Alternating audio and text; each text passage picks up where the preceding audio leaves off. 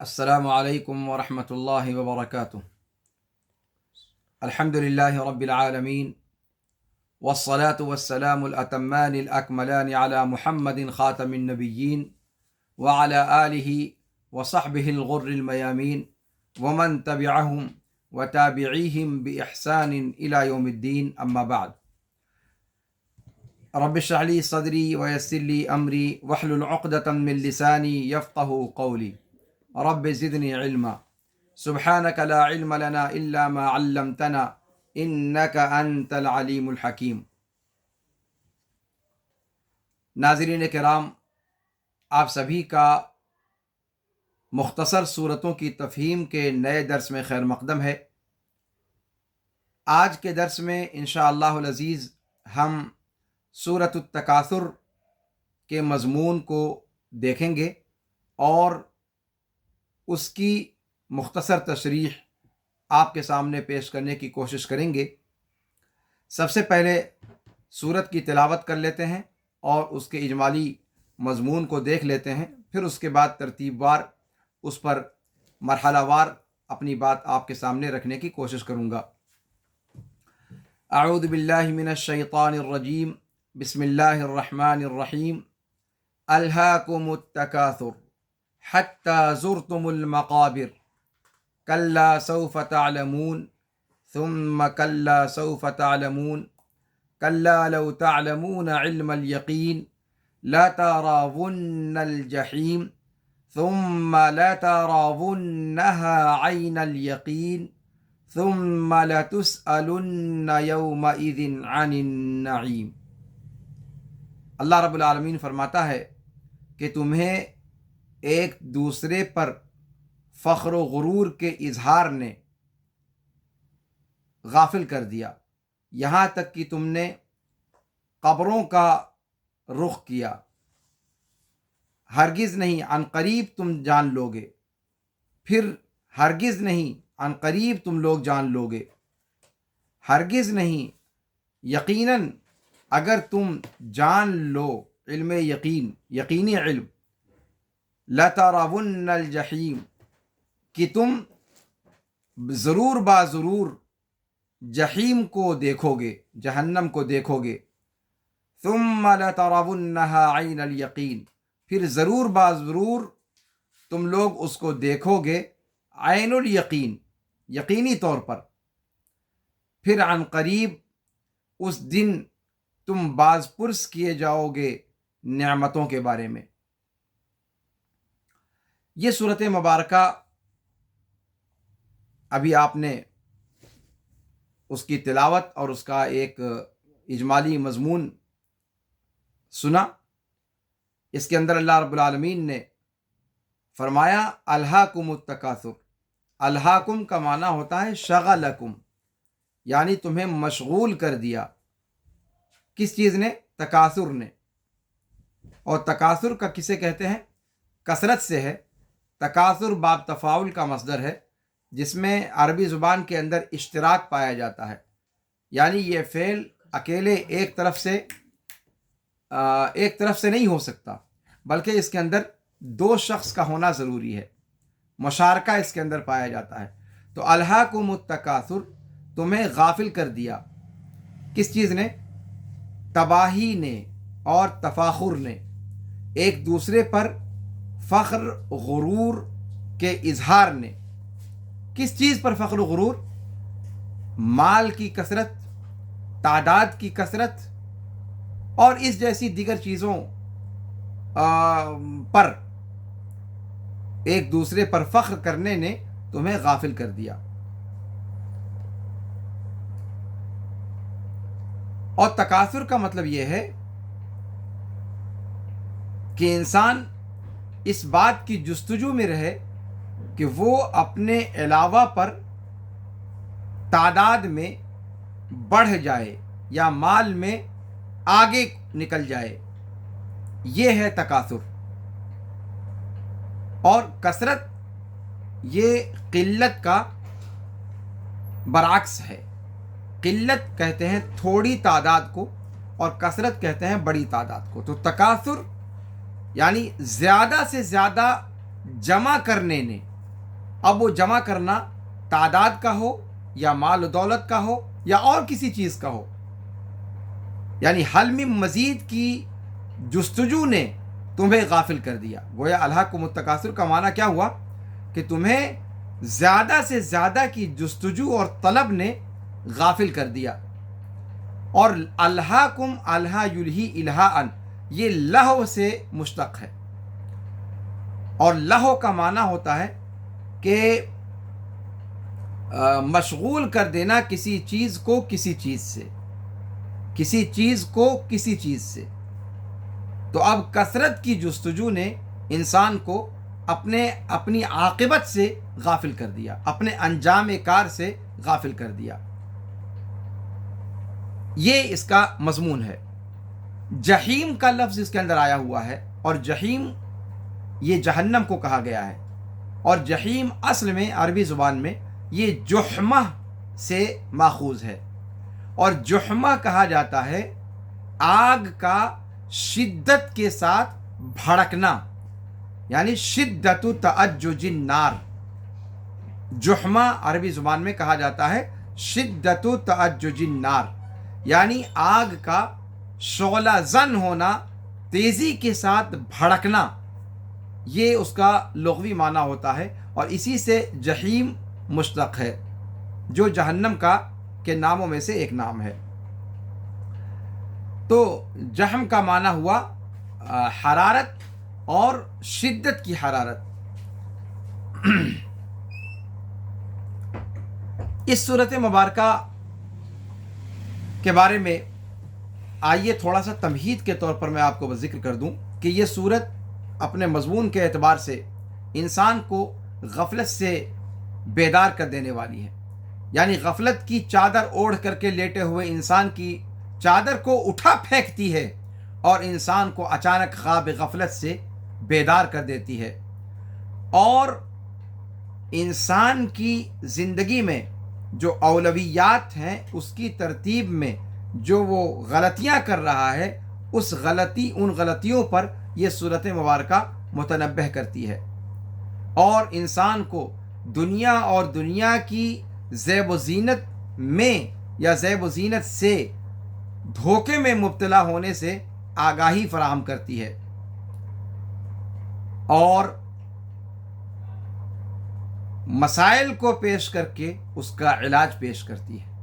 یہ سورۃ التکاثر ہے۔ اس کا نام، پہلے نام پر تھوڑی سی گفتگو ہو جائے، اس کا نام سورہ تکاثر ہے۔ اسی طریقے سے اس کا نام سارے مصاحف کے اندر آیا ہے اور تفسیر کی کتابوں میں آیا ہے، اور بعض مصاحف میں، بعض قرآن کے نسخوں میں اس سورت کا نام سورۃ الہاکم بھی آیا ہے، الہاکم التکاثر۔ تو یعنی بعض قرآن کے نسخوں میں اس سورت کا نام پہلے لفظ سے بھی لیا گیا ہے، پہلے ورڈ سے لیا گیا ہے، یعنی سورۃ الہاکم، لیکن اکثر و بیشتر جس پر اتفاق ہے وہ اس کا دوسرا ورڈ ہے، اس پہلی آیت کا دوسرا ورڈ، یعنی التکاثر، یہ اس سورت کا نام ہے۔ امام بخاری رحمہ اللہ نے اس سورت پر جو ترجمۃ الباب قائم کیا ہے، جو عنوان قائم کیا ہے، اس میں سورۃ الہاکم ہی کو ذکر کیا ہے۔ اسی طریقے سے اس سورت کے ناموں میں سے ایک نام سورۃ المقبرہ بھی ہے، اس لیے کہ اس کے اندر مقابر کا تذکرہ اللہ رب العالمین نے فرمایا ہے۔ امام طاہر ابن عاشور نے التحریر و تنویر کے اندر یہ ساری تفصیل نقل کی ہے۔ یہ صورت مبارکہ مکی ہے، یعنی ہجرت سے پہلے یہ نازل ہوئی ہے۔ آیتوں کی تعداد اس میں کوئی اختلاف نہیں ہے، سب کے نزدیک متفقہ طور پر اس صورت کی آیتوں کی تعداد 8 ہے۔ اس کے شان ورود کے تعلق سے مقاتل اور کلبی نے کہا ہے کہ یہ صورت مبارکہ قریش کے 2 قبیلوں کے بارے میں نازل ہوئی ہے، بنو عبد مناف اور بنو سہم، ان دونوں قبیلوں کے بارے میں یہ صورت مبارکہ نازل ہوئی ہے۔ ان کے درمیان لڑائیاں تھیں، تو ان کے جو بڑے بڑے جغادری تھے، سرکردہ لوگ تھے دونوں قبیلوں کے، انہوں نے کہا کہ چلو آؤ دیکھ لو کہ کس کی تعداد زیادہ ہے، تم بڑے ہو، تم زیادہ ہو تعداد میں، یا ہم زیادہ ہیں تعداد میں؟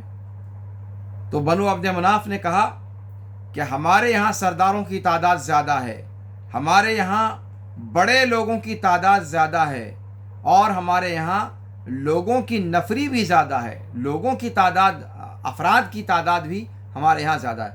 یعنی ہمارے یہاں قیادت کرنے والے صف اول کے جو لوگ ہیں، رہنما، ہمارے یہاں رہنماؤں کی کثرت ہے۔ دوسری بات یہ کہ ہمارے یہاں عزت دار لوگوں کی کثرت ہے، اور تیسری بات یہ کہ ہمارے یہاں افراد کی کثرت ہے، افراد کی تعداد کے اعتبار سے بھی ہم تم پر فائق ہیں۔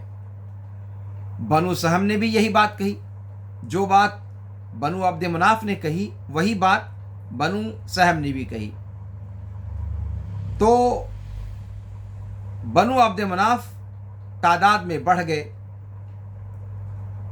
تب انہوں نے کہا بنو سہم نے کہ پھر ہم اپنے جو مردہ ہو گئے ہیں، جو مر چکے ہیں لوگ، ہم ان کو بھی شمار کریں گے تاکہ جو تعداد گھٹ رہی ہے اس کو ہم پوری کر لیں۔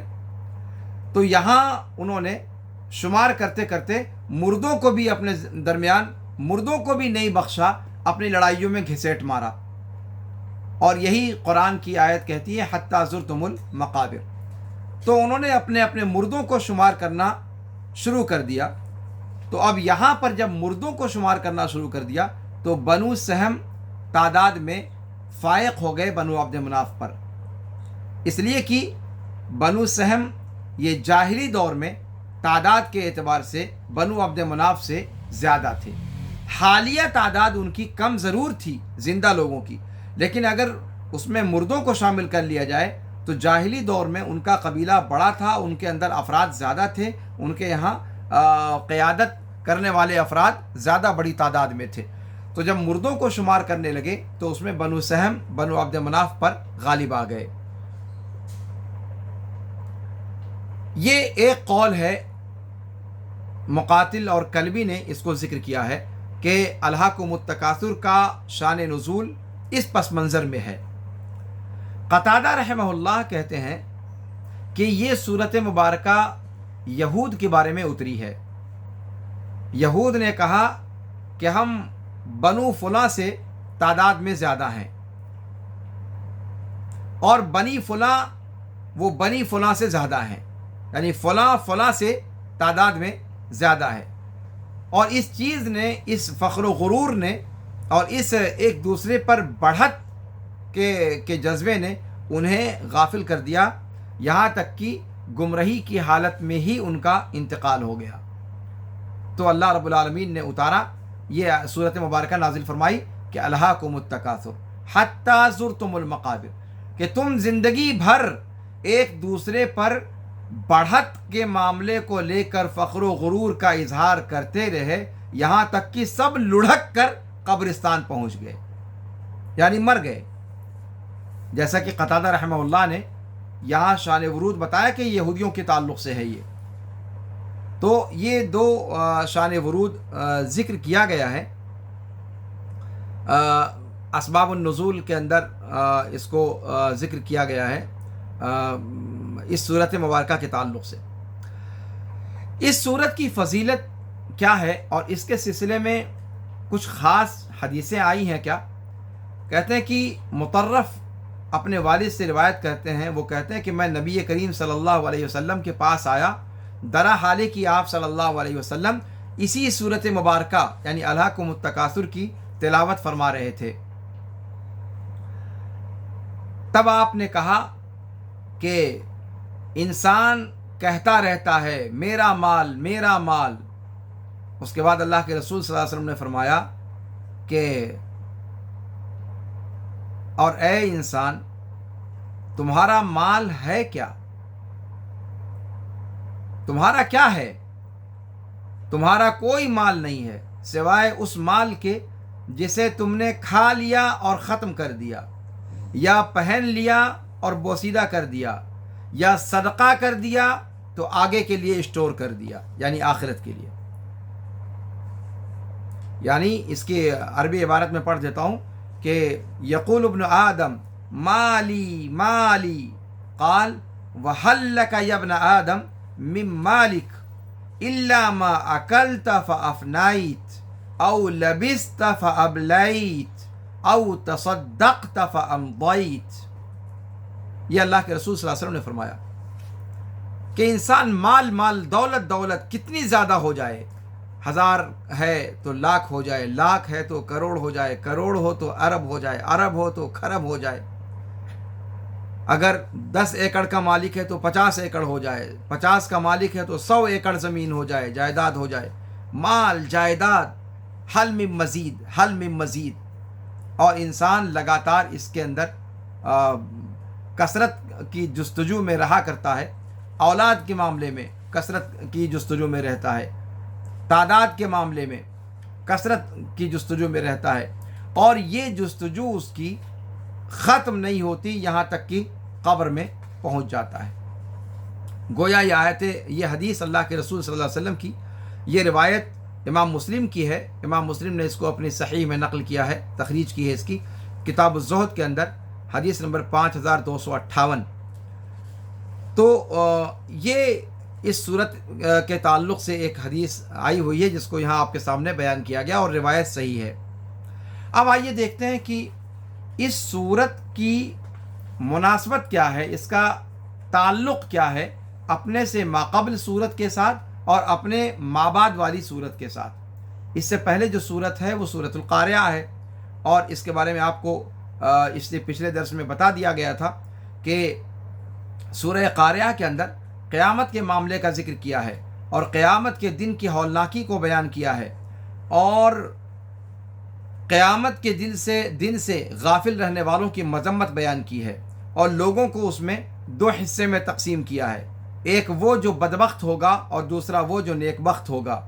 اور بدبختوں کے تذکرے پر وہ صورت ختم ہوتی ہے، اور یہ صورت بدبخت لوگوں کی بدبختی کی وجہ کو بیان کرتے ہوئے شروعات کرتی ہے، اور انسان کے حشر اور نشر کے آغاز کو بیان کرتی ہے، تاکہ سننے والا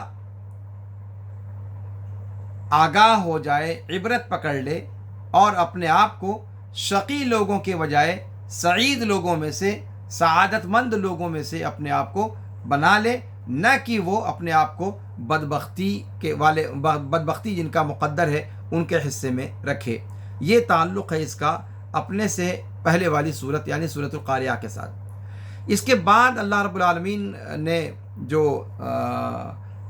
اس کے بعد جو صورت مبارکہ مصحف کے اندر موجود ہے وہ ہے سورۃ العصر.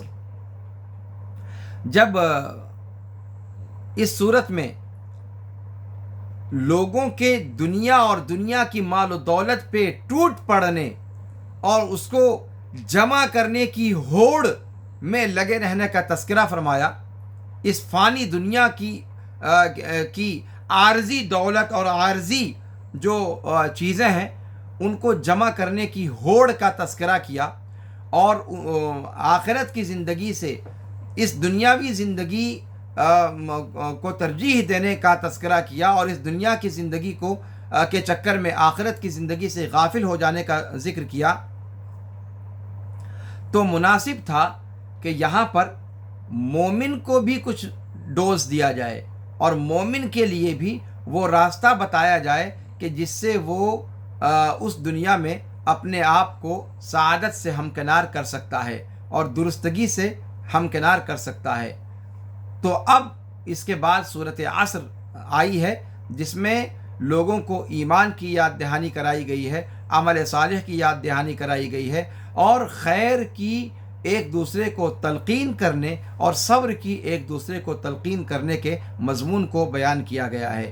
علامت کے طور پر ان لوگوں کی علامت کے طور پر، ان مومنوں کی کامیابی کی علامت کے طور پر جو جنہیں کامیابی مقدر ہوگی اور جو ہلاکت سے اور گھاٹے سے باہر ہو سکتے ہیں آخرت کی زندگی میں، تو اس مضمون کو سورہ عصر میں بیان کیا گیا ہے۔ تو یہ ہے تعلق سورہ الہاکم التکاثر کا اپنے پہلے والی سورت سورۃ القاریہ سے اور اپنے بعد والی سورت سورۃ العصر سے۔ اور اس تفصیل کی روشنی میں اس کو کہنے کی ضرورت نہیں ہے کہ اس سورت کا بنیادی ہدف اور ٹارگٹ کیا ہے۔ ظاہر سی بات ہے اس سورت کا ٹارگٹ یہ ہے کہ اس دنیا میں منہمک اور مشغول رہنے والوں کو موت اور حساب کتاب کی یاد دہانی کرانا، یہ اس سورت کا بنیادی مقصد ہے۔ اس سورت کے اندر موضوعات کیا ہیں؟ کہتے ہیں کہ آیت پہلی آیت سے لے کر یعنی 1 نمبر آیت سے لے کر 2 نمبر آیت میں تک انسان کو دنیا کے اندر مشغول ہونے پر ڈانٹ ڈپٹ کی گئی ہے، یہاں تک کہ موت اس کو دبوچ لیتی ہے۔ تو اس انسان کی اس حرکت پر انسان کو زجر و توبیخ کی گئی ہے اور انسان کو ڈانٹا گیا ہے کہ انسان کو ایسا نہیں ہونا چاہیے کہ لگاتار وہ زیادہ سے زیادہ جمع کرنے کی ہوڑ میں لگا رہے، یہاں تک کہ وہ جمع کرتا جائے اور اسی جمع کرنے کی ہوڑ میں لگا رہے اور قبر کے اندر پہنچ جائے، موت اس کو آ دبوچے اور اسے ہوش کا ناخن لینے کا وقت نہ ملے۔ تو اس بات پر توبیخ کی گئی ہے، ڈانٹ ڈپٹ کی گئی ہے پہلی آیت میں اور دوسری آیت میں۔ 3 سے 8ویں آیت تک عذاب کے مشاہدے سے ڈرایا گیا ہے اور اعمال پر جو باز پرس ہوگی اس کا تذکرہ کیا گیا ہے۔ یہ اس صورت کے بنیادی موضوعات ہیں۔ الہاکم التکاثر میں گویا اللہ تعالیٰ فرما رہا ہے کہ اے لوگوں، تمہیں مال اور اولاد کے تعلق سے ایک دوسرے پر فخر کرنے نے اللہ رب العالمین کی اطاعت و فرما برداری کے کام کرنے سے غافل کر دیا، یہاں تک کہ تم مر گئے اور اپنی اپنی قبروں میں گھسیڑ دیے گئے، اپنی اپنی قبروں میں داخل ہو گئے، یعنی تب تک تم اسی ہوڑ میں لگے رہے، دنیا کی عارضی جو زینت ہے اسی کے پیچھے بھاگتے رہے۔ یہ اس صورت کی پہلی اور دوسری آیت میں اللہ رب العالمین نے فرمایا ہے۔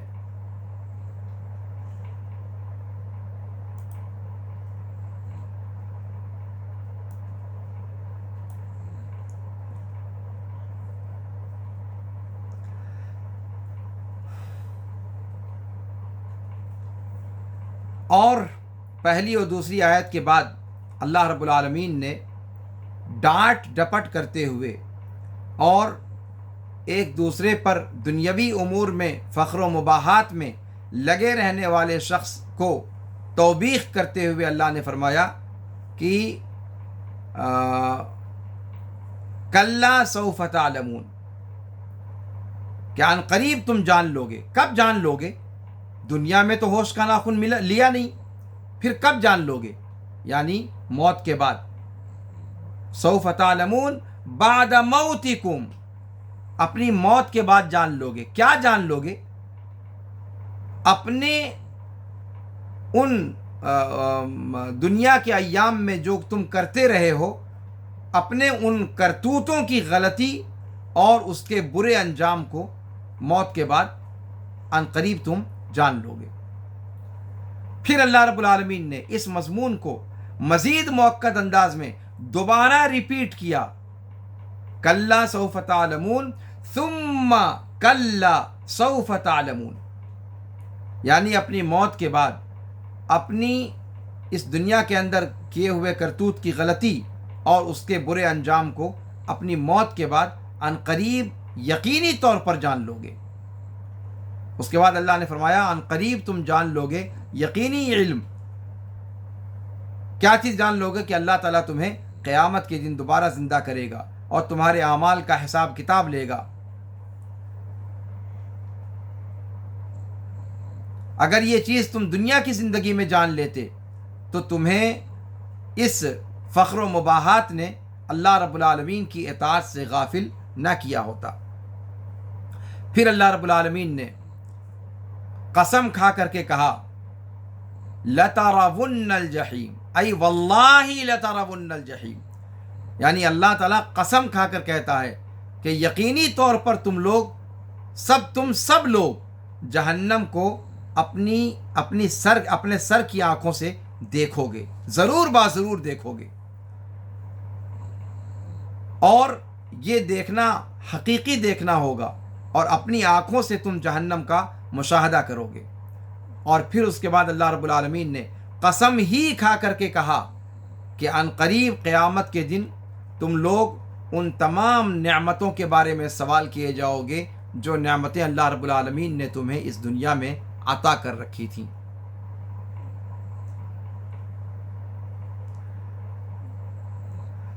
الہاکم التکاثر میں جن چیزوں نے انسان کو اللہ کی اطاعت سے غافل کیا اس کا تفصیل سے ذکر نہیں کیا، تکاثر کا لفظ صرف بول دیا گیا، تکاثر کا صرف لفظ بول دیا گیا، یعنی ایک دوسرے پر تعداد زیادہ دکھلانے نے تمہیں غافل کر دیا۔ اب تعداد زیادہ دکھلانے نے کس چیز کی تعداد؟ مال کی تعداد، مال کی کثرت، اولاد کی کثرت، افراد کی کثرت، سب کچھ اس کے اندر داخل ہے۔ اور جو قدر مشترک ہے مال میں، اولاد میں اور افراد میں، وہ ہے افراد کی کثرت، مال میں بھی پیسوں کی کثرت، تو کثرت سب کے اندر قدر مشترک ہے۔ تو کہا الہاکم التکاثر۔ اس مضمون کو سورہ حدید میں اللہ رب العالمین نے قدر تفصیل کے ساتھ بیان فرمایا ہے۔ اللہ رب العالمین فرماتا ہے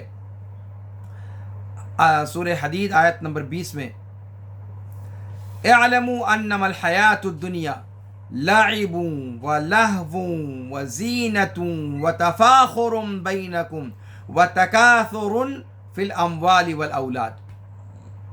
یہاں پر الہاکم التکاثر میں تکاثر سے کیا مراد ہے؟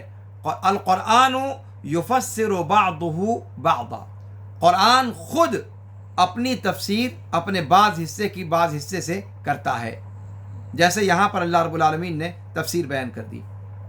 الہاکم التکاثر میں التکاثر کہا گیا، تکاثر سے مراد کیا ہے یہاں پر واضح نہیں ہے، لیکن اسی قرآن کریم کی سورۃ الحدید کی آیت نمبر 20 میں اس تکاثر کے مضمون کو خود قرآن نے واضح کر دیا۔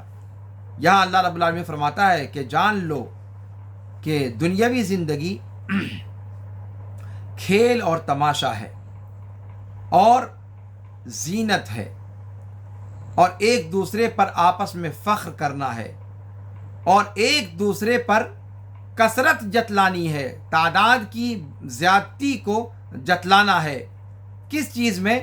کہا وَتَكَاثُرٌ فِي الْأَمْوَالِ وَالْأَوْلَادِ، مال میں اور اولاد میں۔ گویا الہاکم التکاثر، تمہیں تکاثر نے غفلت میں ڈال دیا، مشغول کر دیا اللہ کی اطاعت سے، ایک دوسرے پر تعداد بڑھا کر دکھانے میں۔ تو وہ کس چیز میں؟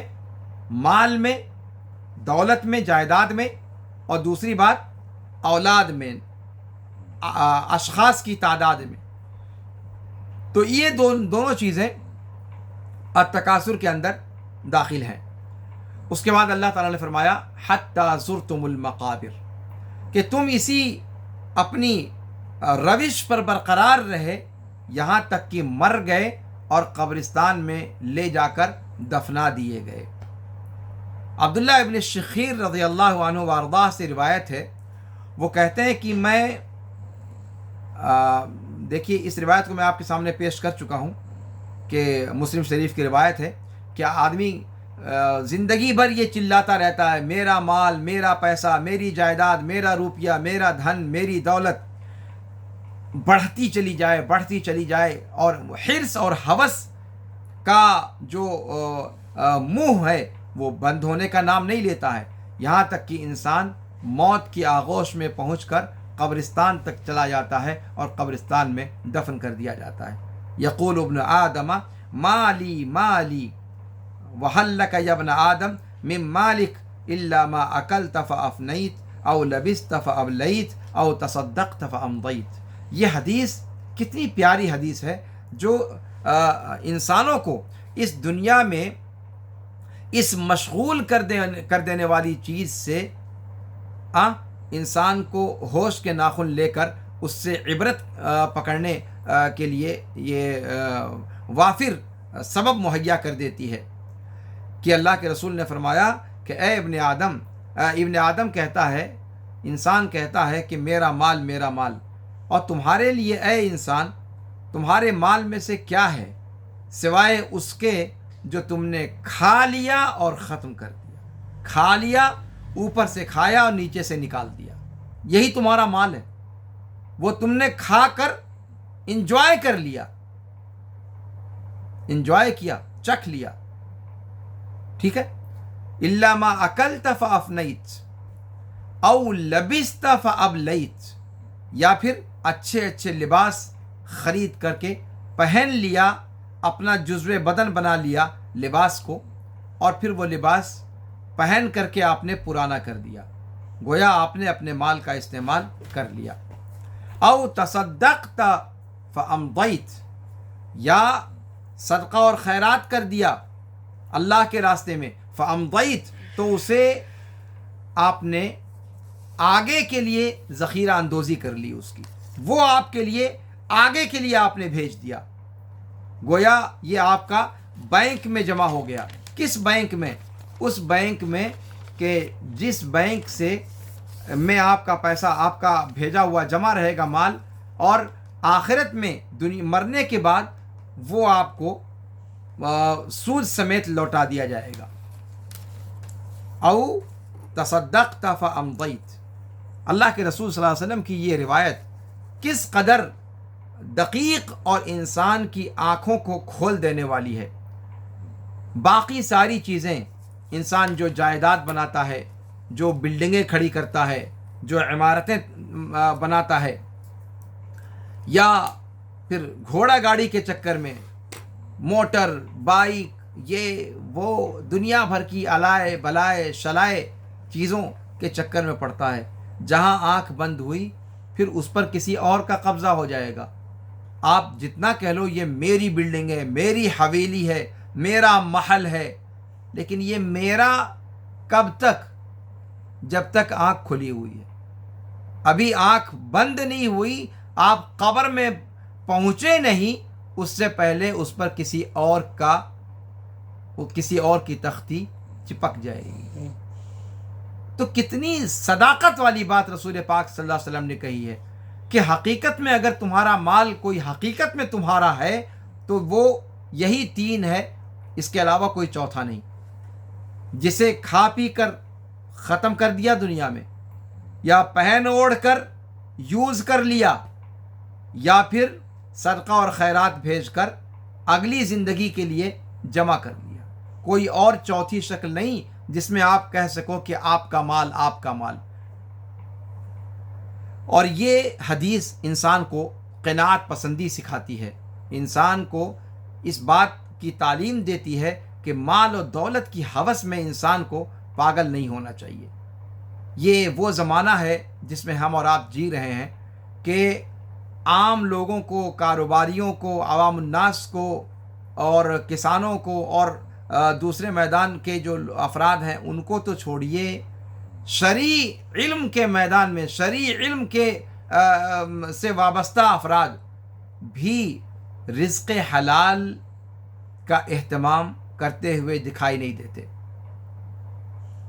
غریبوں مسکینوں کا پیسہ لا کر کے اس سے اپنی ذاتی حویلیاں تعمیر کرتے ہیں، غریبوں اور مسکینوں کے پیسوں کو لا کر کے اور اس کی بنیاد پر اپنے آپ کو لکھ پتی اور کروڑ پتی ثابت کروانے کی کوشش کرتے ہیں۔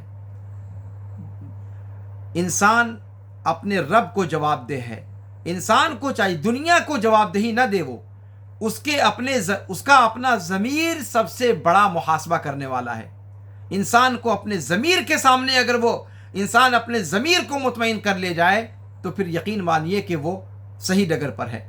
اور ایک بات جان لیجئے کہ جو انسان کا جو ضمیر ہے وہ کبھی غلط چیز پر مطمئن ہو ہی نہیں سکتا. وہ ہمیشہ اس کو کچوکا مارے گا, ہمیشہ کچوکا لگائے گا. اور انسان کے ضمیر، اللہ ہے کہ کوئی شخص بے ضمیر ہو جائے، اس قدر بے شرم ہو جائے، بے حیا ہو جائے کہ اس کا ضمیر بھی مردہ ہو جائے. اللہ رب العالمین کلا بل ران علی قلوبہم ما کانوا یکسبون. اللہ کی پناہ مانگنی چاہیے اس دن کے آنے سے کہ ہمارا دل زنگ آلود ہو جائے اور اچھائی کو اچھائی نہ سمجھے اور برائی کو برائی نہ سمجھے. اس دن کے آنے سے پہلے اللہ تعالیٰ ہمیں اٹھا لے. وہ دن ہماری زندگی میں کبھی نہ لائے، مشاہدین کی زندگی میں کبھی وہ اللہ تعالیٰ وہ دن نہ لائے، نعوذ باللہ.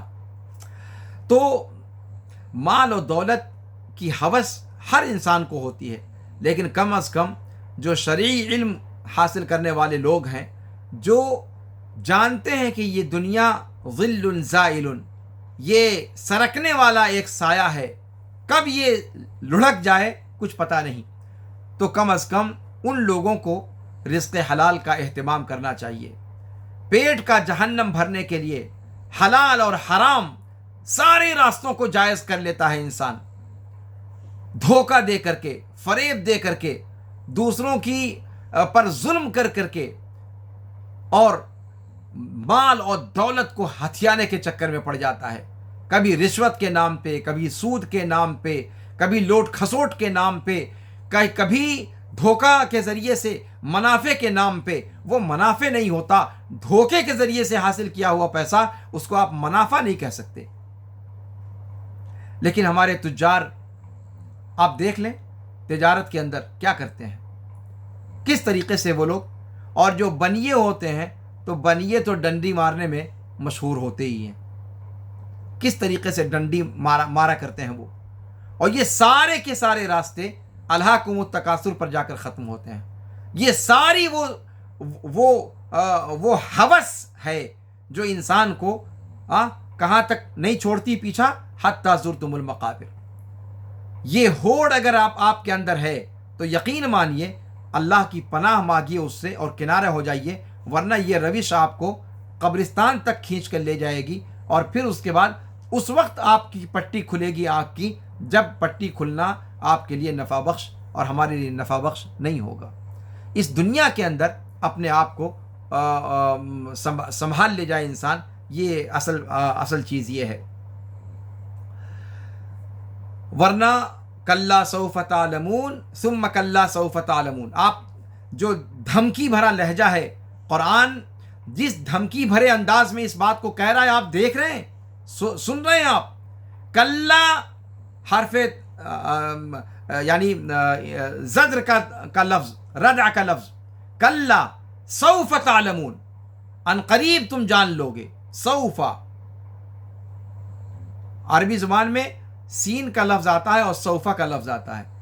سین ان قریب جان لوگے یعنی فی الفور، اور سوفا ذرا مدت کے بعد، کچھ مدت کے بعد. انسان کی زندگی کچھ ہی مدت تو ہے، یہ ہمیں دراز لگتی ہے. 60 سال کی زندگی، 70 سال، اگر طبیعی عمر پا گیا تو 60 سال، 70 سال، 80 سال، یا پھر شتک مار لے گا اور کیا کر لے گا. لیکن یہ آخرت کے مقابلے میں نہایت درجہ مختصر زندگی ہے. اس کے بعد سوف تعلمون، ان قریب جان لوگے.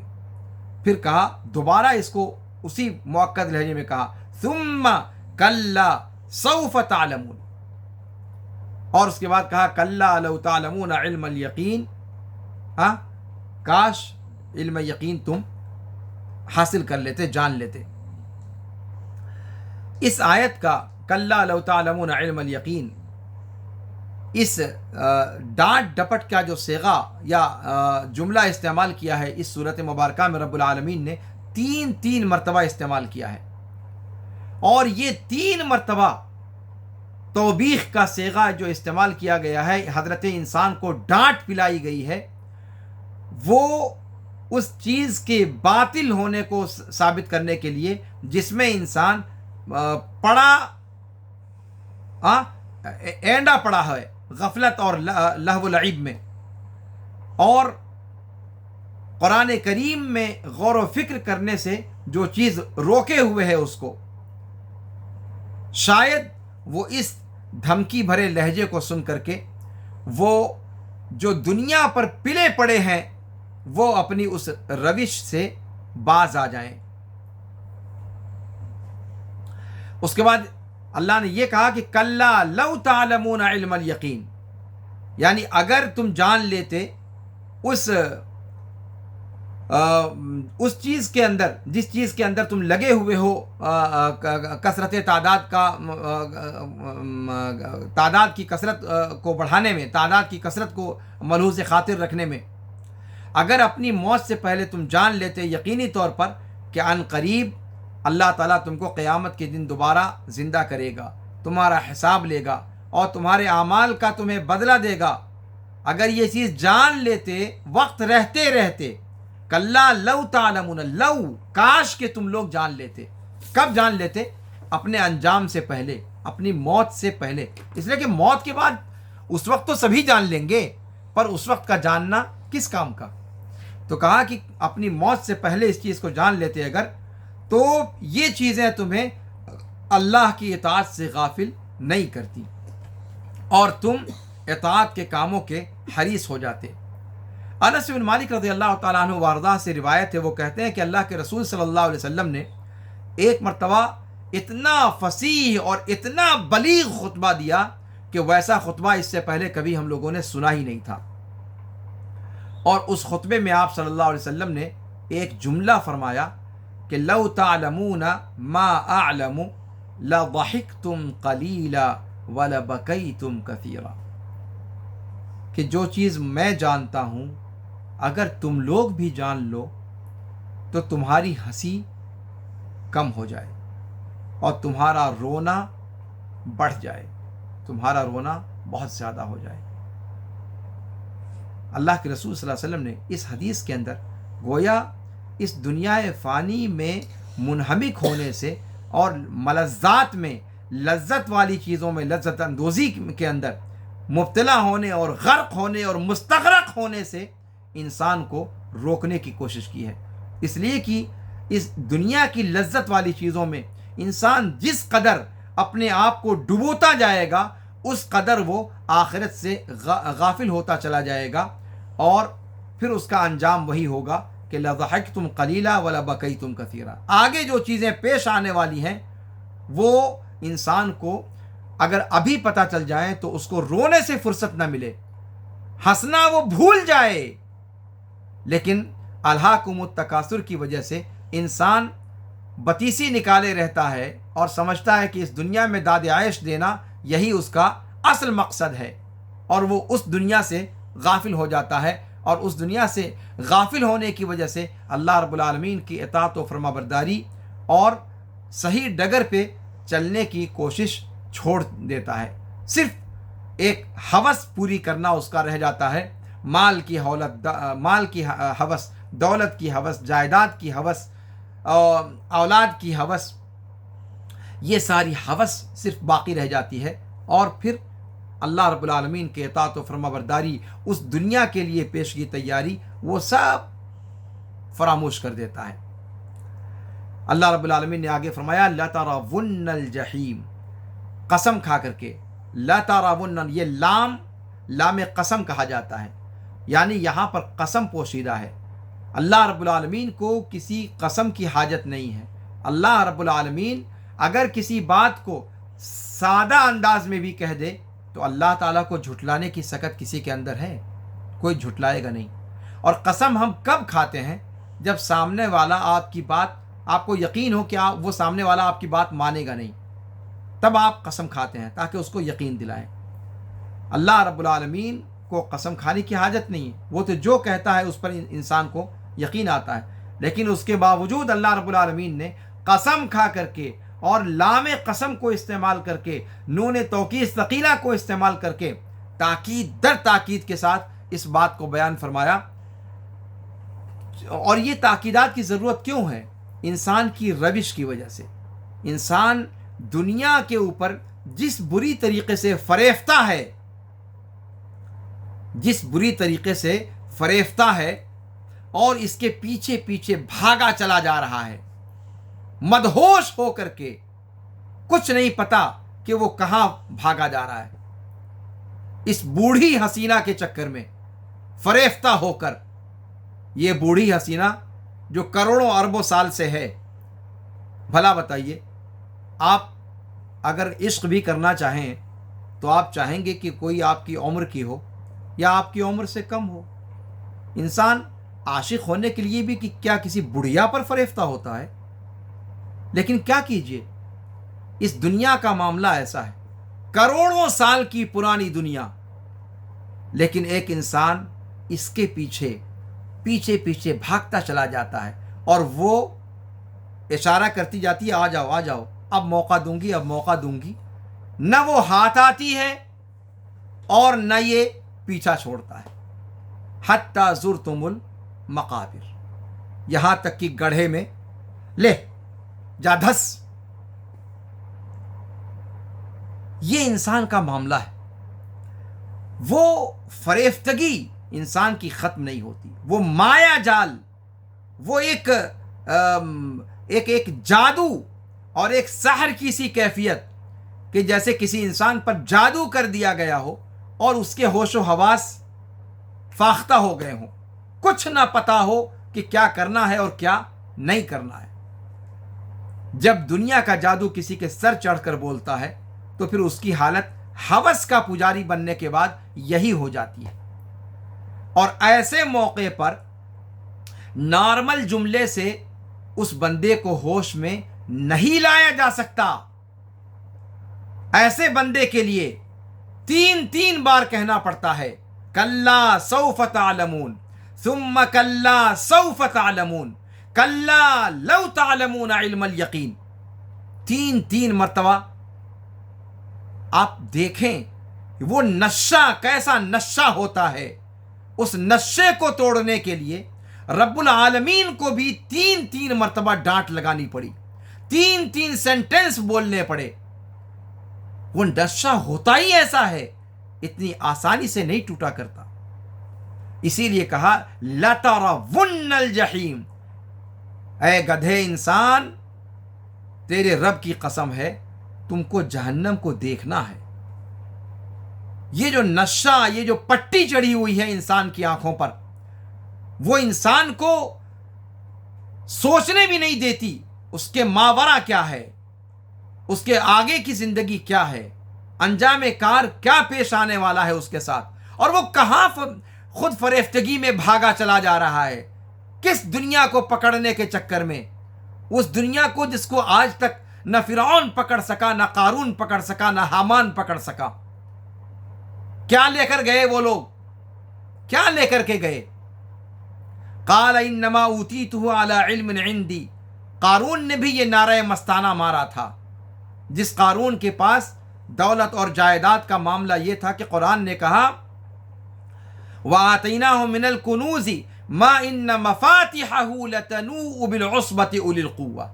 خزانوں کا عالم یہ تھا کہ ایک پوری طاقتور جماعت اس کے خزانوں کی چابیاں نہیں ڈھو پاتی تھی، اور اس پندار میں وہ مبتلا تھا کہ یہ جو کچھ بھی حاصل ہوا ہے یہ میری تگ و دو کی وجہ سے ہے. دنیا مجھ پر فریفتہ ہو گئی ہے، سب دنیا پر فریفتہ ہوتے ہیں، اور دنیا نے جواب میں وہ بھی میرے اوپر فریفتگی کا اظہار کر چکی ہے. قال انما اوتیتہ علی علم عندی. لیکن ہوا کیا ہوا؟ اس کا انجام ہمارے اور آپ کے سامنے. خود اس کی قوم کے وہ لوگ جو کہتے تھے کہ واقعی کیا دولت ملی ہوئی ہے، وہ خود برات کا اظہار کرنے لگے. وَيْلَكُمْ ثَوَابُ اللَّهِ خَيْرٌ لِمَنْ آمَنَ وَعَمِلَ صَالِحًا. بربادی ہو تمہاری، اچھائی تو اسی کے لیے ہے جو ایمان لایا اور نیک عمل کیا. یہ دولت کی ریل پیل کی جو اس لوحے جہاں پر ایک سرمدی مثال قرآن نے ڈالی ہے. ارے آپ کتنی دولت حاصل کر لوگے؟ ایک دوسرے پر بڑھوتری کے چکر میں کہاں تک جا سکتے ہو؟ کیا قارون سے بھی آگے جاؤ گے؟ دیکھ لو قارون کا انجام. تو یہ انداز قرآن نے اختیار کیا اور قسم کھا کر کے کہا کہ تم جہنم، اور جہنم کیوں؟ تاکہ جہنم کا جب تصور آ جائے انسان کے اندر تو آگ میں پڑنے سے ڈر جائے اور اپنے انجام کو یاد کر کے ہوش کے ناخن لے لے۔ تو گویا اللہ رب العالمین یہاں فرما رہا ہے کہ میں قسم کھاتا ہوں کہ آخرت میں تم لوگ یقینی طور پر جہنم کو دیکھو گے۔ اور آپ جانتے ہیں کہ جہنم ہر ایک کو مقدر ہے دیکھنا، چاہے وہ نیک ہو چاہے وہ بد ہو، چاہے وہ اولیاء ہو چاہے صالحین میں سے ہو، چاہے نبی ہو چاہے ولی ہو، چاہے فقیر ہو یا پیر ہو یا کچھ بھی ہو، کسی کو بھی جہنم کو دیکھے بغیر چارہ نہیں ہے۔ جہنم کو دیکھے گا اور جہنم پر سے ہو کر کے گزرے گا۔ قرآن کہتا ہے وَإِن مِّنكُمْ إِلَّا وَارِدُهَا كَانَ عَلَى رَبِّكَ حَتْمًا مَّقْضِيًّا، تم میں سے کوئی نہیں ہے مگر اس کو جہنم کے اوپر اترنا ہے، تیرے رب نے اس کو حتمی طور پر طے کر دیا ہے، یہ فیصلہ کن بات ہے۔ پھر چاہے نبی ہو چاہے ولی ہو چاہے امام ہو چاہے مقتدی ہو چاہے فقیر ہو چاہے وہ کچھ بھی ہو۔ لَتَرَوُنَّ الْجَحِيمَ، جہنم تو دیکھنا ہی ہے۔ یہ اور بات ہے کہ جو اولیاء اور صالحین اور انبیاء کرام ہوں گے وہ اس تیزی کے ساتھ گزریں گے جیسے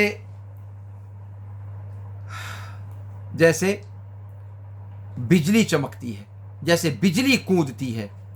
بجلی کودنے کی مدت میں وہ اس پار سے اس پار جا چکے ہوں گے، اور پھر اس کے بعد کوئی ہوا کی رفتار میں، تیز ہوا کی رفتار میں گزرے گا، کوئی گھوڑے کی رفتار میں گزرے گا، پھر کوئی چلتے ہوئے گزرے گا، کوئی لڑکتے ہوئے گزرے گا، اور کوئی گزر ہی نہیں پائے گا، اور جہنم کے کلالیب اس کو کھینچ لیں گے۔ آپ پڑھیے نا یہ ساری تفصیل۔ جہنم کے اوپر اعلیٰ متن جہنم صراط قائم کی جائے گی، اور اس پل صراط پر ہر کس و ناکس کو گزرنا ہے، اور وہ پل صراط کہاں ہوگا؟ جہنم کے اوپر، جہنم کے بیچوں بیچ۔ اور اس پل صراط کی کیفیت کیا ہوگی کہ بال سے زیادہ باریک اور تلوار کی دھار سے زیادہ تیز۔ تصور کریں کہ کیسے گزرے گا انسان اس کے اوپر۔ اور نہایت درجہ جہنم کا جو اوپر کا حصہ ہے وہ اماوس کی رات سے بھی تاریک ہے۔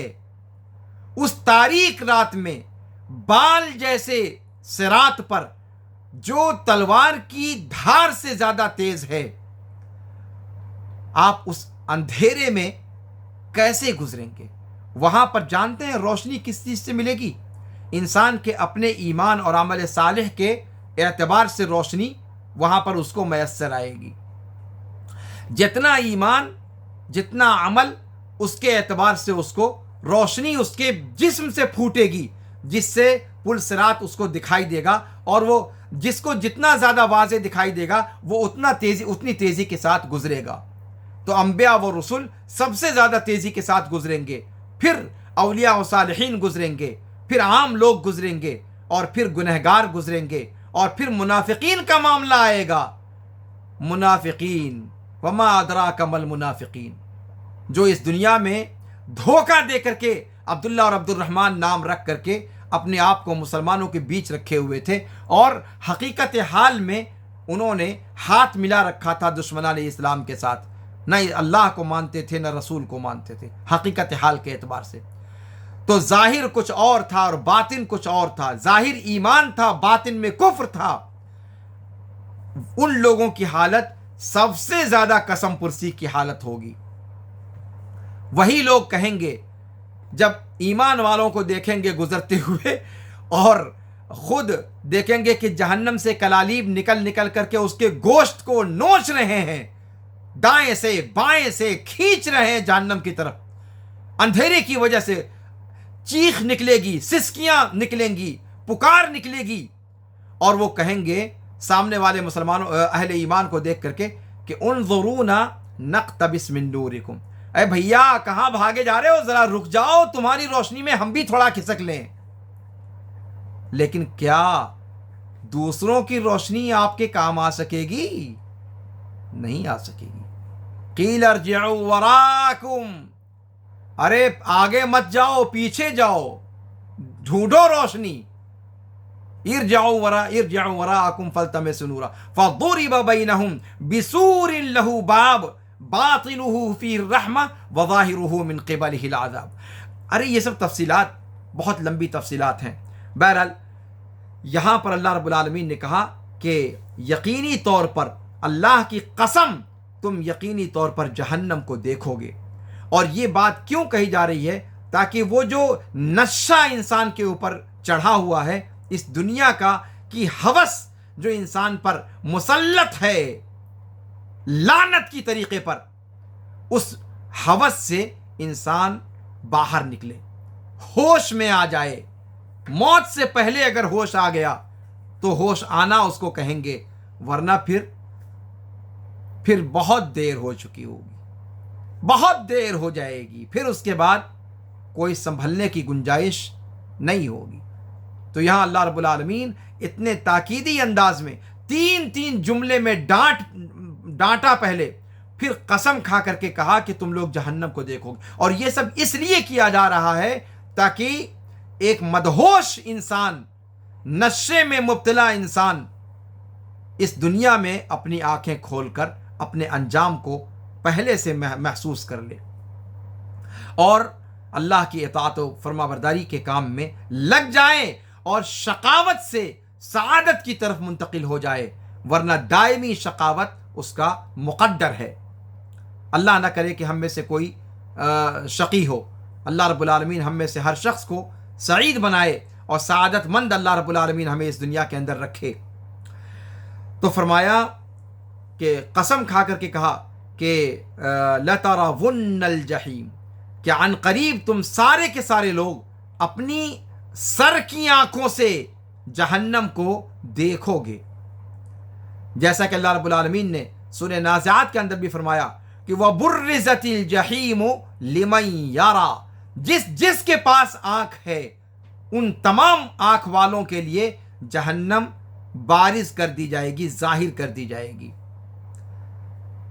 پھر اللہ رب العالمین نے مزید اس بات کو دوبارہ اسی تاکیدی لہجے میں دہرایا اور کہا ثم لترونها عین الیقین، پہلے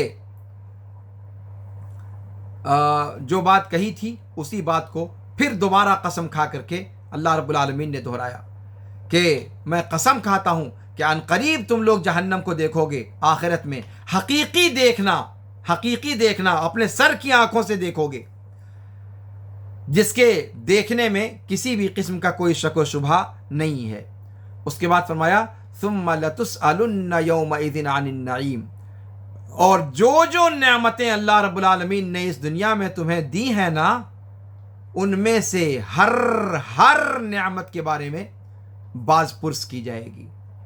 ان تمام نعمتوں، اب وہ نعمت صحت و تندرستی ہو، وہ نعمت مال ہو، وہ نعمت اولاد ہو، وہ نعمت جائیداد ہو، وہ نعمت علم ہو، ان تمام کے بارے میں ایک نعمت کے بارے میں سوال کیے جاؤ گے یقینی طور پر۔ ثم لتسألن، یہاں بھی قسم کھا کر کے اللہ رب العالمین نے اس بات کو مؤکد انداز میں بیان فرمایا ہے۔ ابو ہریرہ رضی اللہ تعالیٰ عنہ کی روایت ہے، فرماتے ہیں کہ اللہ کے رسول صلی اللہ علیہ وسلم نے فرمایا کہ قیامت کے دن بندے سے سب سے پہلے جس چیز کے بارے میں استفسار کیا جائے گا، یعنی نعمتوں میں سے بندے سے سب سے پہلے جس چیز کا سوال کیا جائے گا کہ اللہ رب العالمین کی جانب سے کہا جائے گا کہ کیا ہم نے تمہارے جسم کو تندرست نہیں بنایا تھا؟ کیا ٹھنڈا پانی تمہارے پینے کے لیے، سیرابی کے لیے ہم نے نہیں دے رکھا تھا؟ یہ یعنی اس سے آغاز ہوگا۔ یعنی اگر آپ کو اللہ نے یا ہم کو اللہ نے تندرستی عطا کی ہے اور پینے کا ٹھنڈا پانی میسر ہے، تو ان چیزوں کے بارے میں یہ وہ نعمتیں ہیں کہ جن سے اللہ رب العالمین کے یہاں باز پرس کا آغاز کیا جائے گا۔ ابو ہریرہ رضی اللہ تعالیٰ عنہ وارضاہ سے ایک اور روایت میں مروی ہے کہ وہ اللہ کے رسول صلی اللہ علیہ وسلم سے روایت کرتے ہوئے کہتے ہیں، لمبی روایت ہے اور حدیث رؤیت کے نام سے مشہور ہے، اس کے اندر ہے کہ فَيَلْقَى الْعَبْدَ فَيَقُولُ اے فلو أَلَمْ أُكْرِمْكَ وَأُزَوِّجْكَ وَأُسَخِّرْ لَكَ الْخَيْلَ وَالْإِبِلَ وَأَذَرْكَ تَرْأَسُ وَتَرْبَعُ۔ اللہ رب العالمین انسان کو مخاطب کر کے کہے گا، اللہ رب العالمین بھی مخاطب بھی دیکھے کس انداز میں اللہ تعالیٰ کرے گا، اسی مخاطب کرنے کے انداز سے پتہ چل جاتا ہے کہ اس کے ساتھ اللہ رب العالمین کیا حشر کرنے والا ہے۔ اے فلو، نام نہیں لیا جائے گا، اے فلو۔ ہم لوگ تو کہتے ہیں اے فلان کہتے ہیں نا، اللہ تعالیٰ فلان بھی نہیں کہے گا، اے فلو یعنی فلان کا بھی مرخم، اس کا بھی شارٹ کٹ، اے فلو یعنی اے فلاں شخص، یا اے بمانا یا حرف ندا ہے قریب والے کے لیے، اے فلو، اے فلاں شخص، علم اکرمک، کیا میں نے تمہیں دنیا میں عزت نہیں عطا کی تھی؟ کیا تمہیں سرداری نہیں دی تھی؟ قیادت نہیں دی تھی؟ کیا ہم نے تمہاری شادی نہیں کروا دی تھی؟ کیا ہم نے تمہارے لیے گھوڑوں کو اور اونٹوں کو مسخر نہیں کر دیا تھا؟ گھوڑے اور اونٹ اس زمانے کی سواری، ظاہر سی بات ہے مراد سواری ہے۔ اب آج کی سواری اگر ہوائی جہاز ہے، ہیلی کاپٹر ہے، 4 ویلر اور 2 ویلر ہے، تو ظاہر سی بات ہے سواری کا ذریعہ بدلا ہے۔ یہاں مراد یہ ہے کہ جو آرام دہ سواریاں اللہ نے تمہیں دی ہیں اس کے بارے میں، کہ کیا تمہیں ہم نے اونٹ اور گھوڑے نہیں عطا کیے تھے، اور ہم نے تجھے چھوڑ نہیں رکھا تھا کہ جس طریقے سے چاہو مٹر گشتی کرتے پھرو۔ تو یہ گویا اللہ رب العالمین کی نعمتیں ہیں، اور ان نعمتوں میں سے ایک ایک نعمت کے بارے میں ثم لتسألن یومئذ عن النعیم، اسی کو قرآن نے کہا ہے کہ ایک ایک نعمت کے بارے میں یقینی طور پر اللہ رب العالمین کے ہاں باز پرس کیے جاؤ گے۔ ابو ہریرہ رضی اللہ تعالیٰ عنہ کی ایک اور روایت ہے کہ اللہ کے رسول صلی اللہ علیہ وسلم ایک دن نکلے تو اچانک ابو بکر و عمر رضی اللہ عنہما وارضاہما مل گئے۔ اللہ کے رسول نے فرمایا صلی اللہ علیہ وسلم کہ ما اخرجکما من بیوتکما ہذہ الساعہ، کہ بھیا اس ٹائم تم لوگوں کو گھر سے کس نے نکالا؟ یہ ٹائم تو آرام کرنے کا وقت ہے، اس وقت تو باہر نکلنے کا وقت نہیں ہے، تم دونوں کو کس چیز نے باہر نکالا؟ ابو بکر و عمر رضی اللہ تعالیٰ عنہما نے کہا اللہ کے رسول صلی اللہ علیہ وسلم بھوک نے باہر نکالا، بھوک سے لیٹا نہیں جا رہا۔ آرام کس کو مقدر ہے، کس کے لیے مقدر ہے؟ بھوک سے ترملا رہے ہیں ہم لوگ، اور اسی بھوک کی ترملاہٹ نے مجھے بھی باہر نکالا ہے اور ابو بکر کو بھی باہر نکالا ہے۔ قال الجوع یا رسول اللہ، بھوک نے اللہ کے رسول ہم دونوں کو اپنے اپنے گھروں سے نکال باہر کیا ہے۔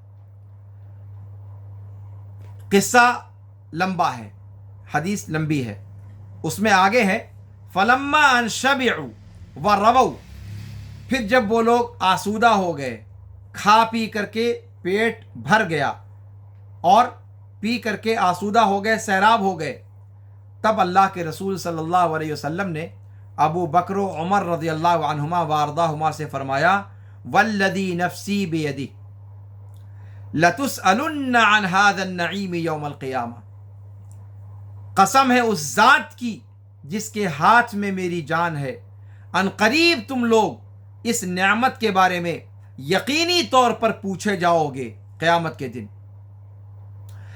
تمہارے گھروں سے تم کو بھوک نے در بدر کیا تھا، پھر تم اپنے اپنے گھروں کو نہیں لوٹے یہاں تک کہ یہ نعمت تمہیں میسر آ گئی۔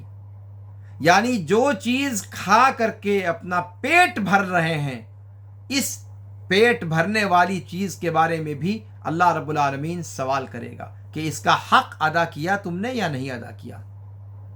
ایک وقت کا کھانا، ایک وقت ایک گلاس پانی، یہ بھی وہ چیزیں ہیں، وہ نعمتیں ہیں کہ जिनके बारे में अल्लाह रब्बुल आलमीन के यहाँ बाज पुरस होगी। ज़ुबैर इब्न अव्वाम रज़ियल्लाहु अन्हु वारदा से रिवायत है कि जब यह आयत करीमा उतरी सुम्मा लतुसअलुन्ना यौमइज़िन अनिन नईम, तो ज़ुबैर रज़ियल्लाहु अन्हु वारदा ने पूछा कि ए अल्लाह के रसूल सल्लल्लाहु अलैहि वसल्लम कि फ़अय्युन नईम नुसअल अन्हु, कि ए अल्लाह के रसूल सल्लल्लाहु अलैहि वसल्लम ये कौन सी नेमतें हैं जिनके बारे में हमसे इस्तिफ़सार किया जाएगा।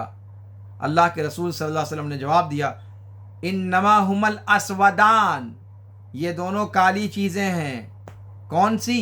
कहा अत्तम्र वल मा, खजूर और पानी। सुभान अल्लाह, ये उस ज़माने की वो चीज़ थी जो तकरीबन हर एक के घर में मैसर थी, और इसी पर जैसे आज हमारे यहाँ दाल चावल खाते हैं, वैसे उस ज़माने में खजूर और पानी हुआ करता था। ये वो ग़िज़ा होती थी जो हर गरीब से गरीब इंसान के यहाँ मैसर हुआ करती थी। अल्लाह के रसूल सल्लल्लाहु अलैहि वसल्लम ने ये कहकर गोया ये पैगाम दे दिया कि गरीब से गरीब और मोहताज से मोहताज शख्स, मिस्कीन से मिस्कीन शख्स के पास जो नेमतें मैसर हैं, उन तमाम नेमतों तक के बारे में सवाल किया जाएगा। तो फिर इससे ऊपर की बात आप ख़ुद तसव्वुर कर सकते हैं कि अगर इतनी छोटी छोटी चीज़ों के बारे में क़यामत के दिन अल्लाह रब्बुल आलमीन हमसे बाज़पुरस करेगा, तो फिर अरबों और खरबों के घोटाले का क्या होगा। इतने हज़ार करोड़ और इतने लाख करोड़, सुभान अल्लाह अज़ीम। इस ज़माने में तो इस तरह की बातें सुनने में आती हैं कि और इतने बड़े बड़े घपले होते हैं कि गिनतियाँ फेल हो जाएं उनके सामने। अगर अल्लाह रब्बुल आलमीन हमसे खजूर और पानी जैसी नेमत पर इस्तिफ़सार करेगा, तो फिर जो बड़े बड़े हम लोग धोखा और फ्रॉड और गलत तरीक़ों से जो कमाई करते हैं, लाखों और हज़ारों की या फिर करोड़ों की, उनके बारे में क्या होगा। इंसान खुद अपने ज़मीर से उसका सवाल करे। और आप सल्लल्लाहु अलैहि वसल्लम ने कहा अमा इन्नहु सयकून, और ये बात जो मैं कह रहा हूँ ये ऐसा अनकरीब होगा। तो ये सूरत मुबारका अगर इंसान सही तरीके से इसके मज़मून को पढ़ ले तो उसके रोंगटे खड़े हो जाएं और वो ज़िंदगी में कभी हराम तरीक़ों से रोज़ी कमाने की फ़िक्र छोड़ दे। और सबसे बड़ी बात ये कि अल्लाह रब्बुल आलमीन की दी हुई नेमतों को अल्लाह की इताअत में इस्तेमाल करे, चाहे वह नेमत तंदुरुस्ती की हो, चाहे वो दौलत माल की हो, चाहे वो दौलत औलाद की हो। इन सब के अंदर अल्लाह की आजमाइश को वो बंदा समझ करके उन्हें अल्लाह रब्बुल आलमीन की इताअत के कामों में इस्तेमाल करेगा। और अगर नहीं तो फिर अंजाम वही होगा जो अल्लाह रब्बुल आलमीन ने बतलाया कि जहन्नम तैयार खड़ी है।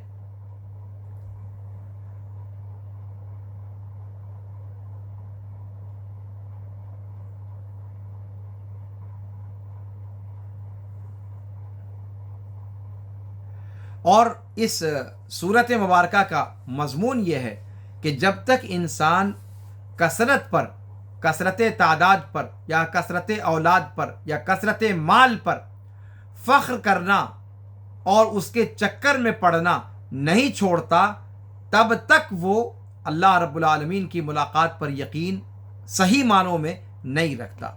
उसको वो यकीन हासिल नहीं है जो यकीन उसको हासिल होना चाहिए। तो बर्बादी है उस आलिम के लिए जो पढ़ता तो है पर पढ़ने के मुताबिक उसका अमल नहीं होता। बर्बादी ही बर्बादी उसके लिए है। यहाँ मसला इसका नहीं है कि आप जानते हैं या नहीं, जानकर आप अमल कितना करते हैं। अभी मैंने इससे पहले कुछ आपके सामने बात रखी थी कि जो लोग अहले इल्म में से शुमार किए जाते हैं या शरई इल्म की तरफ जो इंतसाब करने वाले हैं, उनके बैंक बैलेंस का मामला ये है कि हलाल और हराम से बेपरवाह होकर के वो शुतरे बेमहार दौड़ते चले जाते हैं, बगटट दौड़ते चले जाते हैं हराम मैदानों में, सिर्फ इसलिए ताकि अपने आप को मालदार साबित करें, ताकि अपने आप को दूसरों पर बढ़ा हुआ साबित करें, ताकि दूसरों पर क़यादत का जो एक खुमार है, उस खुमार को باقی رکھیں، اس پندار کو مزید در مزید آگے بڑھائیں۔ تو ان سب چیزوں کو جو ہے اس صورت مبارکہ کے تناظر میں ہمیں سمجھنے کی ضرورت ہے۔ تفصیل میں بہت ساری باتیں کہی جا سکتی ہیں۔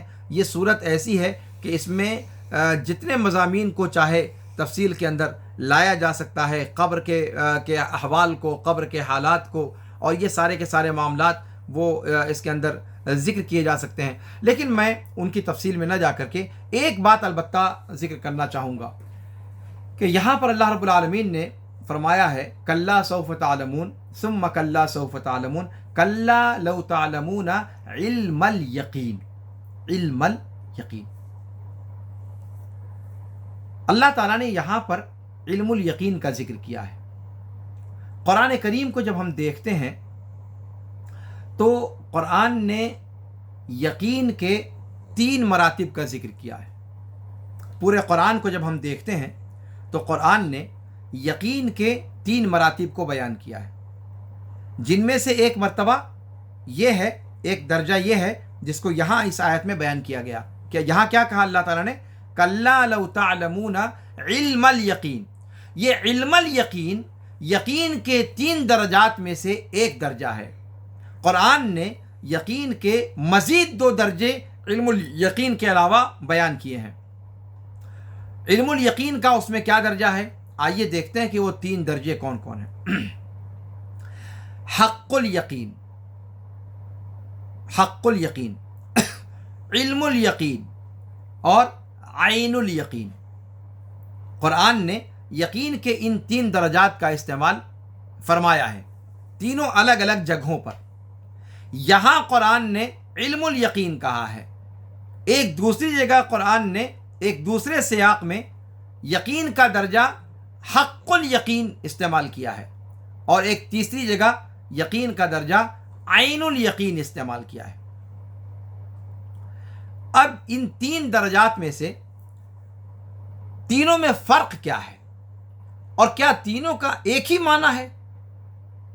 حاشا وکلا، قرآن کے اندر کوئی چیز ایک دوسرے کے بالکل ہم معنی ہو ایسا ممکن ہی نہیں ہے۔ قرآن کے اندر ایسا ممکن ہی نہیں ہے۔ جو لفظ جہاں پر استعمال کیا جاتا ہے اس لفظ کے اندر کچھ نہ کچھ ایسی خاص بات ہوتی ہے کہ دوسرا لفظ اس کو ریپلیس نہیں کر سکتا۔ یہ آپ نوٹ کر لیں۔ تو پھر یقین کے ساتھ قرآن نے ایک مرتبہ علم استعمال کیا، ایک مرتبہ حق استعمال کیا، اور ایک مرتبہ عین استعمال کیا۔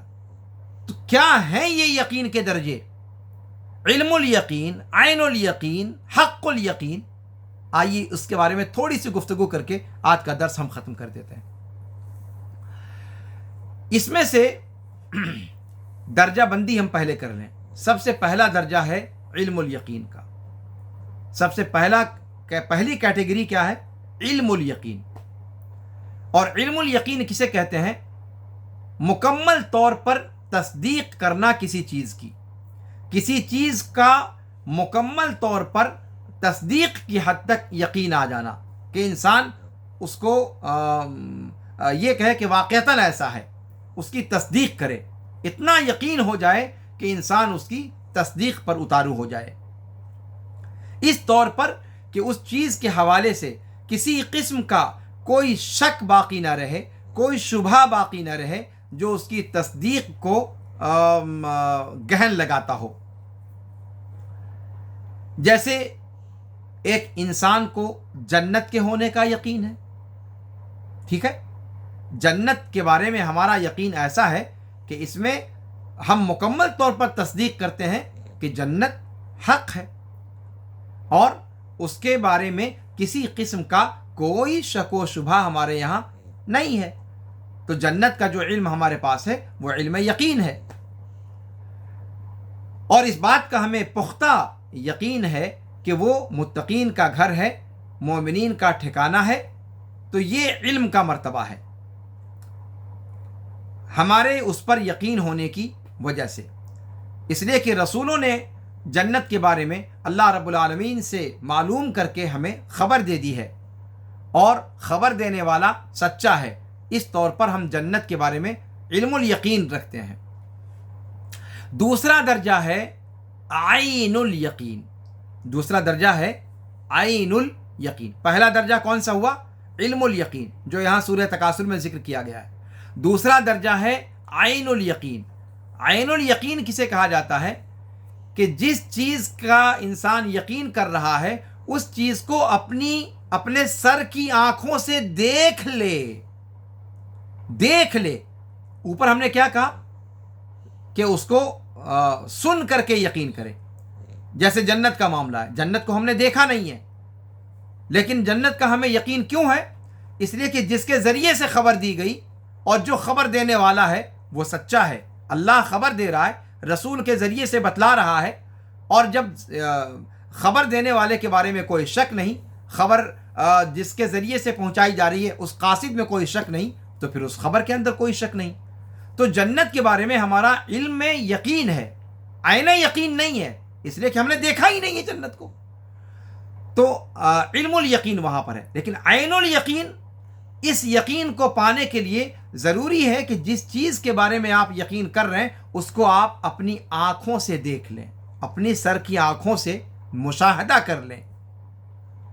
جیسا کہ اللہ رب العالمین نے فرمایا ثم لترونها عین الیقین۔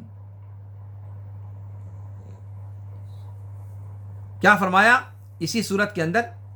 لترون الجحیم کلا لو تعلمون علم الیقین لترون الجحیم ثم لترونها، ثم پھر بعد میں، مستقبل میں۔ ثم یہ حرف عطف ہے جو تراخی کو بتلاتا ہے، تعقیب اور تراخی کے لیے آتا ہے، یعنی پہلے والے جملے کے بعد میں یہ واقعہ پیش آنے والا ہے، اور لمبی مدت کے بعد، یعنی فی الفور بعد نہیں، لمبی مدت کے بعد۔ ثم لترونها عین الیقین، اور یہ کب ہوگا؟ جب انسان مر کھپ کر دوبارہ زندہ کیا جائے گا، تب یہ ہوگا، جب اپنی سر کی آنکھوں سے انسان جہنم کو دیکھ لے گا۔ تو کہا کہ عین الیقین یہ یقین کا دوسرا درجہ ہے، اور یہ آنکھ سے دیکھے جانے پر کہا جاتا ہے، جیسا کہ اللہ نے فرمایا اسی صورت میں ثم لترونها عین الیقین۔ تو ابھی اس دنیا میں جو ہم کو یقین دلوایا جا رہا ہے جہنم کے بارے میں، وہ علم الیقین ہے۔ جیسے جنت کے بارے میں ہم نے کہا، جنت کے بارے میں بھی علم الیقین اس دنیا میں مل سکتا ہے، جہنم کے بارے میں بھی علم الیقین مل سکتا ہے، لیکن عین الیقین مرنے کے بعد ملے گا، جب اپنی آنکھوں سے ہم جنت اور جہنم کو دیکھیں گے۔ تو عین الیقین یہاں پر اللہ رب العالمین نے کہا کہ ثم لترونها عین الیقین، ابھی تم علم الیقین کے ذریعے سے جان لو کہ وہ تم دیکھو گے، اور کل عین الیقین سے بھی تم اس کو دیکھو گے، یعنی اپنی سر کی آنکھوں سے دیکھو گے۔ تو یہ مرتبہ جو ہے وہ پہلے والے مرتبے سے سوا ہے، جیسا کہ آپ دیکھ رہے ہیں۔ پہلا مرتبہ علم کا مرتبہ ہے، اور یہ دوسرا مرتبہ یہ مشاہدے کا مرتبہ ہے۔ تو یقین یہ کان کے لیے ہے، سنی ہوئی چیز کے لیے ہے، اور عین الیقین، علم الیقین کس کے لیے ہے؟ سنی ہوئی چیز کے لیے، اور عین الیقین یہ آنکھ سے دیکھی ہوئی مشاہدے والی چیز کے لیے ہے۔ اب آئیے، اب ایک بچا ہے، اور وہ کیا ہے؟ حق الیقین۔ حق الیقین کسے کہتے ہیں؟ یہ کسی چیز کو چھو کر کے، اس کے احساس کو کر کے جو یقین، اس کو محسوس کر کے جو یقین حاصل ہوتا ہے، اس کو کہا جاتا ہے حق الیقین۔ اوپر ہم نے کیا کیا؟ آنکھ سے دیکھا، لیکن اب آنکھ سے دیکھنے والا بھی معاملہ نہیں ہے، اب ٹچ کرنے والا معاملہ ہے۔ ٹچ کیجئے، ٹچ کرنے کے بعد، چھونے کے بعد، مساس کرنے کے بعد اب جو یقین آپ کو آیا وہ ہے حق الیقین۔ یہ یقین کا تیسرا درجہ ہے، یہ یقین کا سب سے اعلیٰ درجہ۔ تو پہلا علم الیقین، دوسرا عین الیقین، اور تیسرا حق الیقین۔ اور یہ کب حاصل ہوگا؟ جب جنت والے جنت میں حقیقت میں داخل کر دیے جائیں گے، جنت میں قدم رنجہ فرما چکے ہوں گے، مطلب جب قدم رکھ دیا جنت میں، ٹچ کر دیا جنت کی سرزمین کو، اس کے بعد بھی کوئی شک شبہ رہے گا؟ نہیں نا، پھر وہ حق الیقین ہو جائے گا۔ تو جب جنت والے جنت میں داخل کر دیے جائیں گے اور جنت کی نعمتوں سے لطف اندوز ہونا شروع کر چکیں گے، تو پھر ان کو حق الیقین حاصل ہو جائے گا۔ تو یہ لوگ دنیا میں علم الیقین کے مرتبے میں ہیں، اور موقف میں، حساب کتاب کے مرحلے میں، جب جنت قریب کر دی جائے گی، یہاں تک کہ وہ اپنی آنکھوں سے دیکھ سکیں گے، وہ عین الیقین ہوگا۔ اور جب حساب کتاب کے بعد جنت والے جنت میں، جہنم والے جہنم میں، جہنم والوں کو بھی عین الیقین ہوگا لیکن وہ جہنم کا، اور جنت والوں کو بھی عین الیقین ہوگا لیکن وہ جنت کا۔ تو یہ آخری اسٹیج ہے، جس کے بعد پھر کوئی اور اسٹیج یقین کا باقی نہیں رہتا۔ تو یہ 3 یقین کے مدارج ہیں، جس میں سے 2 کو یہاں سورہ تکاثر میں اللہ رب العالمین نے بیان فرمایا ہے۔ ایک علم الیقین، جس کا تعلق اس دنیا سے ہے، چونکہ سن کر کے اس پر یقین کرنا ہے، اور دوسرا عین الیقین، جسے موت کے بعد انسان کو احساس ہوگا، دیکھنے کے بعد، اور اس کا ذکر کیا ہے۔ اور رہ گیا تیسرا درجہ حق الیقین، تو وہ سارے اعمال کے حساب کتاب کے بعد جب ابدی طور پر پھینک مارے جائیں گے جہنم میں، تب ان کو حاصل ہوگا، اس لیے قرآن نے یہاں اس کا تذکرہ نہیں کیا ہے۔ تو یہ ہے یقین کے 3 درجے، جس کو قرآن نے یہاں بیان کرنے کی کوشش کی ہے۔ اللہ رب العالمین سے دعا ہے کہ اللہ رب العالمین ہمیں جہنم کی آگ سے اپنی پناہ میں رکھے، اور جہنم کے عذاب سے اللہ رب العالمین، اور قبر کے عذاب سے اللہ رب العالمین ہمیں اپنی پناہ میں رکھے۔ یہاں جو حتیٰ زرتم المقابر کہا گیا ہے، در حقیقت اس میں قبر تک پہنچا کر کے معاملہ چھوڑنا مقصد نہیں ہے، چونکہ قبر سے ہی انسان کے عذاب کا اور ثواب کا سلسلہ اور ٹانکے وہیں سے جڑنا شروع ہو جاتے ہیں۔ اور قبر یہ آخرت کی منزلوں میں سے سب سے پہلی منزل ہے۔ آپ نے حدیثوں میں پڑھا ہوگا کہ جو نیک لوگ ہوتے ہیں ان کے لیے قبر تا حد نگاہ کشادہ کر دی جاتی ہے، جنت کا لباس آتا ہے، جنت کا بستر آ جاتا ہے، جنت کی کھڑکی کھول دی جاتی ہے، وغیرہ وغیرہ۔ اور اسی طریقے سے اگر جہنمی ہوتا ہے تو قبر تنگ کر دی جاتی ہے، اور پھر جہنم کا لباس آتا ہے بدبو سے بھرا ہوا، اور پھر وہ ساری کی ساری تفصیلات آپ ہم سے زیادہ جانتے ہیں۔ تو اللہ رب العالمین سے ہم دعا کریں کہ اللہ رب العالمین ہمیں قبر کے عذاب سے بھی محفوظ رکھے، قبر کے فتنے سے بھی محفوظ رکھے، اور جہنم کے عذاب سے اور جہنم کے فتنے سے بھی اللہ رب العالمین ہمیں اپنی امان عطا فرمائے۔ اللہ رب العالمین ہم میں سے ہر شخص کو پل صراط پر سب سے پہلے مرحلے میں گزرنے والوں میں سے بنا دے۔ اللہ رب العالمین جہنم کی کوئی لپٹ ہمارے جسم پر خراش نہ ڈال سکے۔ اے اللہ ہمارے اندر وہ والا ایمان پیدا فرما دے، وہ عمل صالح کرنے کی توفیق عطا فرما۔ اس ماہ مبارک میں اے بار الہ تو ہم سب کی بخشش فرما، ہم سب کو اہل جنت میں سے بنا دے، اور جو لوگ ہمارے اقربا میں سے گزر چکے ہیں اے بار الہ تو ان کی مغفرت فرما دے، ان کی قبروں کو بھی تا حد نگاہ کشادہ کر دے، انہیں بھی اہل جنت میں سے بنا دے، اور جب ہم ان تک پہنچے تو اے بار الہ ہمارا بھی حشر نبیین، صدیقین، شہداء اور صالحین کے ساتھ فرما۔ ھذا وصلی اللہ وسلم علی نبینا محمد وعلی آلہ وصحبہ اجمعین۔ سبحانک اللہم وبحمدک، اشہد ان لا الہ الا انت، استغفرک واتوب الیک۔ والسلام علیکم ورحمۃ اللہ تعالی وبرکاتہ۔